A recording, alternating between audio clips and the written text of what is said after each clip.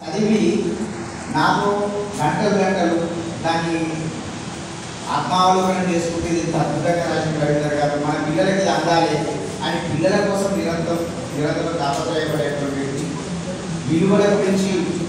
మాట్లాడుతూ ఇవాళ కవులు రచయితలు అందరూ కూడా ఒక కవి అయితే చాలు, పిల్లవాడు ఒక కవి అయితే చాలు, ఈ సమాజంలో మంచి చేయకుండా మళ్ళీ చెడు అయితే చేయడు. కవులు అట్లా ఎవరికి మంచి చేయనటువంటి ఒక చెడు చేయనటువంటి ఒక మంచి సమాజాన్ని సృష్టించేటువంటి నేపథ్యాన్ని తీసుకెళ్లేటువంటి గొప్ప సారథులు అని చెప్పేసి నమ్మి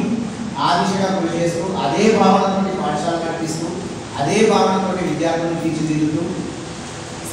విలువలతోటి నడిచేటువంటి విద్యా విధానం అంటే వారు ఉన్నారని వస్తుంది కాదు, మన ఇక్కడ ఉన్నటువంటి మిత్రులందరికీ తెలుసు. విలువలతో విద్యా విధానాన్ని నడిపిస్తూ ఆ దిశగానే దానికే కట్టుబడుతూ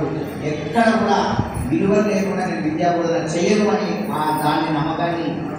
సాధన చేసుకుని ముందుకు వెళ్తున్నటువంటి భగవత్ రమణారావు గారు వారిని మాట్లాడాలని